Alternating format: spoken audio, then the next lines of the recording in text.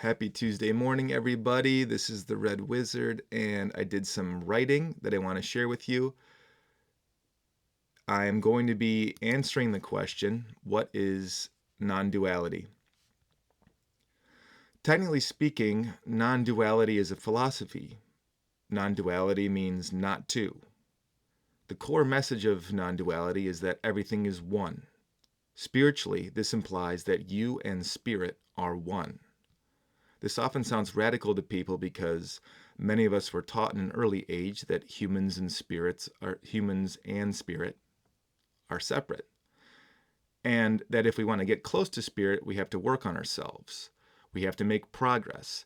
And that term progress becomes the process of getting closer to spirit. So we've come up with a fancy and flowery word for this. We call this spirituality. I'm spiritual. Are you spiritual? He's not spiritual. And so on and so on. So, as spiritual people, we get very good at telling ourselves if we are becoming more or less spiritual. We get good at talking about whether we're closer or farther away from spirit, if we're being bad or good, if we're being disciplined or not being disciplined. So ultimately, we get very good at jumping through mental and physical hoops in order for us to feel like we're getting closer to spirit. But I'm here to tell you that you already are spirit. So spiritual progress is an illusion. It's a treadmill. It's simply not true. You can't get closer to what you already are. So these hoops are endless. We hop from one discipline to the next, one philosophy to the next, one method to the next, one book to the next, one guru to the next. At least that's what my path was like. Or if you have better focus than me, perhaps you've stuck to one method or religion, and my fear for you is that you could be sitting there endlessly refining the same efforts, methods, disciplines, and motions. So empirically, from non-dualism proves that none of this is necessary. I want to share non-dualism with you because not, practicing non-duality, practicing self-inquiry, as we call it, is how I became self-realized. And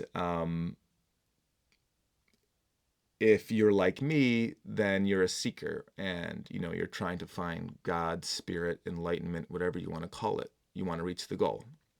Now, I'm here to tell you that you do not need to seek anymore. Not because you found me or this channel, but because right now, in this very moment, you are already one with spirit. You are already enlightened. You just haven't realized it yet. This is the core of non-duality. Not two, one. So, this is the pickle. In order for us to understand what the philosophy of non-duality is, we can't be philosophers in the traditional sense. We are not trying to use logic to grasp at concepts and meanings that are outside of ourselves. Not two, one. Therefore, we have to turn our attention inward. We have to look at ourselves. God, spirit, and enlightenment is not found without, it is found within. Not two, one. You and spirit are not separate. You are one. This is the beautiful thing, guys. So, finding God is really finding yourself. This is what the ancient sages call the self.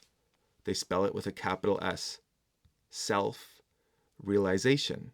When we realize something, when we wake up, it's not a long, arduous process. It's relatively effortless. Like when you're looking for your sunglasses and you're searching the house, your car, your desk, your bedroom, and then someone tells you, hey, man, your sunglasses are on top of your head. It's relatively effortless to take the glasses from your forehead and place them over your eyes. And you've probably in that moment remember, oh man, that's right. I knew they were there. What was I doing? Got distracted. As you can see, non-duality simplifies things. When we are practicing non-duality, we cut out all the extra crap and we focus on the very moment in front of us. Because the moment that you're experiencing right now, this very second, is non-dual. The state you are in presently is one. There is only one being. You are the omnipresent divine spirit experiencing itself. So, in this very moment, what can we point to?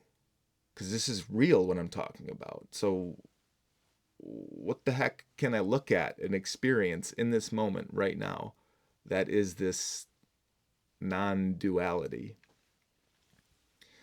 What is the common thread that each of us shares in this very moment? What is inside and outside 7 billion of us right now? The answer is consciousness. But consciousness is a big word, and what does it even mean? So I like to call it awareness. We all share consciousness. Consciousness is infinite. I like to call it awareness. And this awareness is a non-particular awareness, an awareness that's not focused on a particular thing. God is consciousness, and you are that also. The true non-dual practitioner realizes that God and themselves is consciousness, reality is consciousness.